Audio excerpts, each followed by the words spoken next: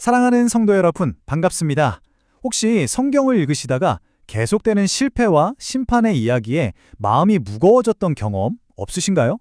그런데 놀랍게도 성경에는요, 그 모든 폐허 속에서 희망의 씨앗을 발견하고 다시 일어서는 법을 이야기하는 책이 있습니다. 바로 오늘 우리가 함께 살펴볼 역대상과 역대하입니다. 이 시간 실패를 넘어 일어서게 하시는 하나님의 놀라운 회복의 드라마 속으로 여러분을 초대합니다. 네, 오늘 우리는 이 6가지 주제를 따라서 말씀을 살펴볼 텐데요. 먼저 역대기라는 책이 도대체 왜 누구를 위해 쓰였는지 그 특별한 관점부터 알아볼 거예요. 그리고 이스라엘의 가장 위대한 왕들이었던 다윗과 솔로몬의 빛과 그림자를 깊이 따라가 볼 거고요. 그 후엔 안타까운 분열의 역사 속에서 우리는 어떤 교훈을 발견해야 하는지, 그리고 마침내 이 모든 이야기가 오늘을 살아가는 우리에게 어떤 도전과 기도를 요청하는지 함께 묵상하는 시간을 갖겠습니다. 우리가 이미 잘 알고 있는 사무엘서나 열왕기서에도 비슷한 시대의 이야기가 나오잖아요. 그래서 아니 왜 똑같은 역사를 또 기록했을까 하고 궁금해하실 수 있어요. 그런데요, 역대기는 단순히 과거를 반복하는 역사책이 아닙니다. 이건 마치 사랑하는 자녀가 크게 넘어져서 절망감에 울고 있을 때 아버지가 다가와서 따뜻하게 안아주면서 괜찮아, 넌 혼자가 아니야. 너의 시작은 이렇게 위대했단다 라고 속삭여주는 마음과 같아요. 모든 것을 잃어버리고 돌아온 백성들을 향한 하나님의 따뜻한 위로와 희망의 편지, 그것이 바로 역대기의 진짜 모습입니다. 자, 이스라엘의 역사를 한번 따라가 볼까요? 사울 왕과 함께 통일 왕국의 화려했던 시절도 잠시였죠. 나라는 남과 북으로 찢어지고 결국 북이스라엘은 아수르에게, 남유다는 바벨론에게 처참하게 멸망하고 맙니다. 거룩한 성전은 불타고 수많은 사람들이 포로로 끌려갔어요. 그로부터 수십 년이 지나 페르시아의 고레스 왕 덕분에 겨우 고향 땅으로 돌아왔을 때 그들의 마음이 어땠을까요? 모든 것이 폐허가 된 땅을 보면서 아마 이런 절규가 터져나왔을 겁니다. 우리는 이제 누구지? 우리의 정체성은 뭐지? 하나님은 정말 우리를 버리신 걸까? 역대기는 바로 이 상처 입은 영혼들의 질문에 대한 하나님의 사랑 가득한 응답이었던 겁니다. 그래서 역대기는 아주 특이하게도 아담부터 시작하는 긴 족보로 문을 엽니다. 솔직히 처음 읽으면 이름만 계속 나와서 아, 이걸 왜 읽어야 하나 싶고 지루하게 느껴질 수도 있죠. 하지만 한번 상상해 보세요. 전쟁으로 모든 가족 앨범과 기록이 불타버렸다고 생각한 사람들에게 누군가 걱정 마세요. 당신 가문의 모든 역사가 여기에 고스란히 담겨 있습니다. 라며 두꺼운 족보를 건네주는 장면을요. 이 족보는 바로 그런 의미였습니다. 너희는 갑자기 나타난 존재가 아니야. 너희는 인류의 시작인 아담으로부터, 믿음의 조상 아브라함으로부터, 그리고 위대한 다윗 왕의 혈통을 이은 나의 소중한 백성이란다. 이 족보를 통해 하나님은 절망에 빠진 백성들의 무너진 자존감과 정체성을 다시 세워주고 계셨던 겁니다. 그리고 이 긴 이름들의 행렬 속에서 마치 어둠 속에서 반짝이는 다이아몬드처럼 한 사람의 기도가 등장합니다. 바로 야베스의 기도죠. 그의 이름의 뜻은 고통이었어요. 태어날 때부터 고통이라는 꼬리표를 달고 살았던 사람입니다. 하지만 그는 자신의 운명에 주저앉지 않고 하나님께 부르짖습니다. 하나님, 제발 제게 복을 주세요. 이 고통의 지경을 넓혀주시고 환난에서 건져주셔서 근심이 없게 해주세요. 정말 담대한 기도죠.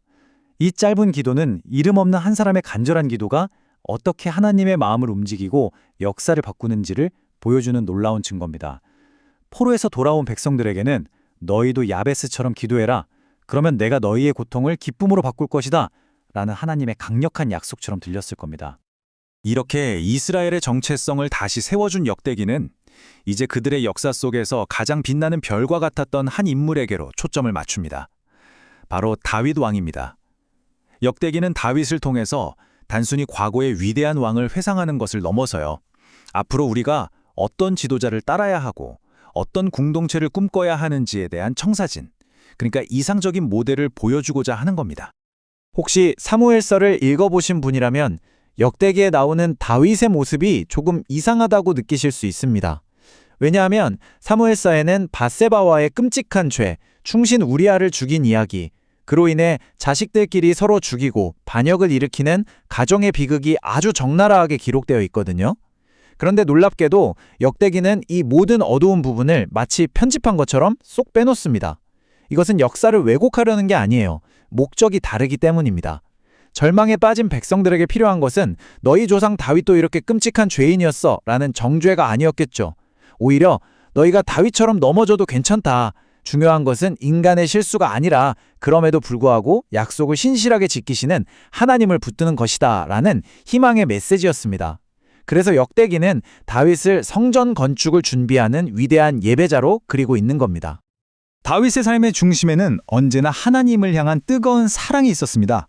그는 화려한 백형목 궁전에 살면서도 초라한 천막에 모셔진 하나님의 언약궤를 보며 마음 아파했죠. 하나님, 제가 하나님을 위해 멋진 집을 지어드리고 싶어요. 이 순수한 마음으로 성전 건축을 다짐합니다.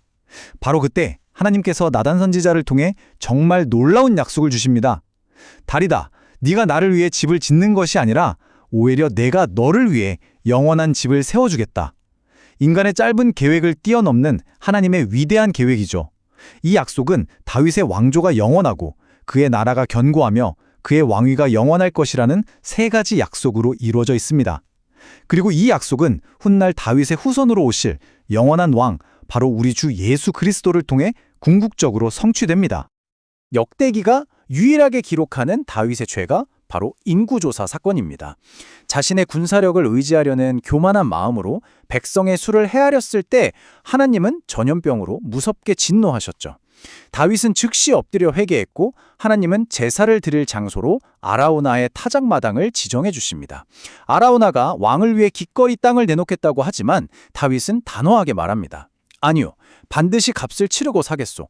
거저 얻은 것으로 내 하나님께 제사를 드릴 수는 없소. 하나님께 드리는 예배는 값싼 것이 아니라는 거죠.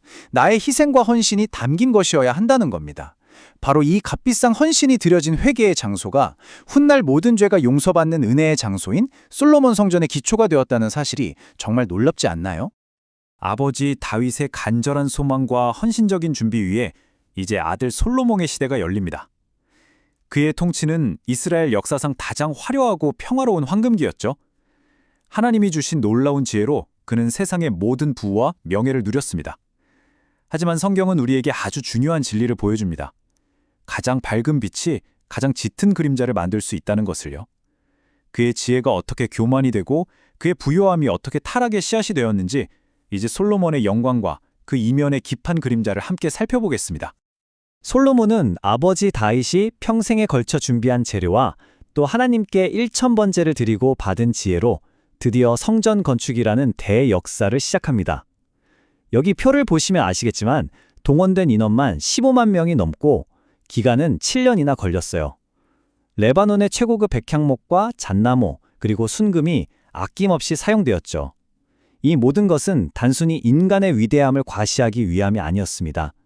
하나님께서 우리와 함께 계신다는 가시적인 증거였고 흩어졌던 이스라엘 백성들의 마음을 하나로 모으는 영적인 구심점이었습니다. 7년간의 대역사를 마치고 마침내 성전을 하나님께 봉헌하는 순간 솔로몬은 인생 최고의 영광의 정점에 서 있었습니다. 이 순간이야말로 교만해지기 가장 쉬운 순간이죠. 내가 이렇게 위대한 일을 해냈다 하고 뽐낼 수도 있었을 거예요.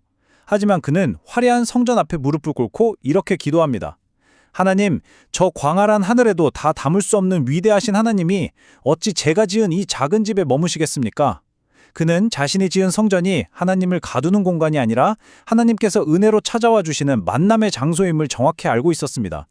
가장 큰 성공의 순간에 자신의 한계를 인정하고 오직 하나님의 자비를 구하는 이 겸손, 이것이 바로 우리가 평생 배워야 할 기도의 자세입니다. 그러나 이토록 지혜롭고 겸손했던 솔로몬은 어떻게 비극적인 마지막을 맞이하게 되었을까요? 사실 하나님께서는 이미 오래전 신명기를 통해 이스라엘의 왕들이 빠지기 쉬운 세 가지 함정에 대해 분명히 경고하셨습니다. 첫째, 군사력을 상징하는 말을 많이 두지 말라. 둘째, 정략 결혼을 통해 마음을 빼앗길 아내를 많이 두지 말라. 셋째, 탐욕의 근원이 되는 은금을 많이 쌓지 말라. 이 세 가지는 모두 하나님 대신 다른 것을 의지하게 만드는 위험한 우상들이었기 때문입니다. 하지만 표에서 보시는 것처럼 솔로몬은 이 세 가지 경고를 모두 정면으로 어겼습니다. 수많은 이방 여인들이 들어오면서 그들의 우상도 함께 들어왔고 결국 그의 마음이 하나님을 떠나는 순간 그의 비극은 이미 시작된 것이었습니다. 한 사람의 영적인 타락은 결코 개인의 문제로 끝나지 않습니다. 솔로몬이 하나님과의 약속을 저버린 대가는 정말 혹독했습니다. 그의 사후, 그가 평생을 바쳐 이룩한 통일 왕국은 허무하게 남과 북으로 갈라지는 끔찍한 비극을 맞이하게 됩니다. 이 비극을 중심에는 그의 아들 르호보암과 유능한 신하였던 여로보암, 두 사람의 엇갈린 선택이 있었습니다. 교만과 두려움이라는 죄가 어떻게 한 나라를 무너뜨리는지 그 과정을 자세히 살펴보겠습니다. 이 두 왕의 치명적인 실수를 한번 보세요. 먼저 남쪽 유다의 왕이 된 르호보암은 백성들이 솔로몬 왕 때 너무 힘들었으니 세금을 좀 줄여달라고 간청하자 경험 많은 원로들의 조언을 무시합니다.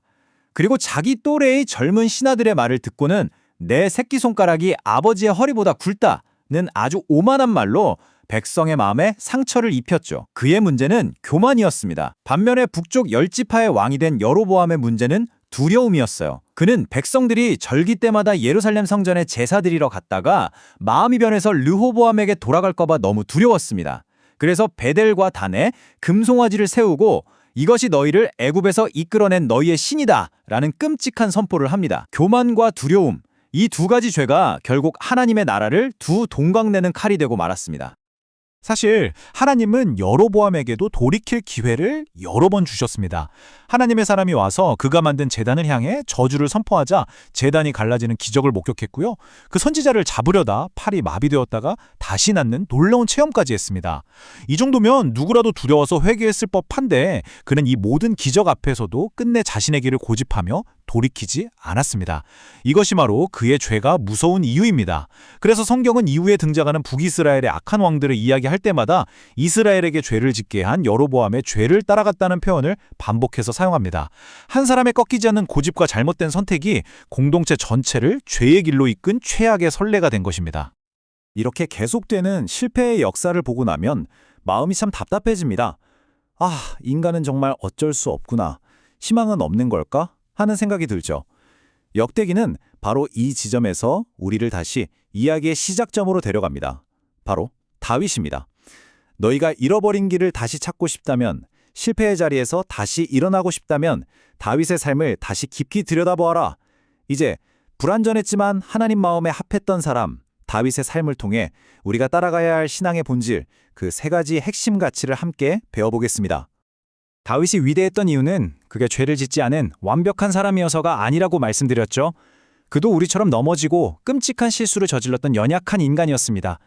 하지만 그에게는 다른 왕들과는 다른 결정적인 차이점이 있었습니다.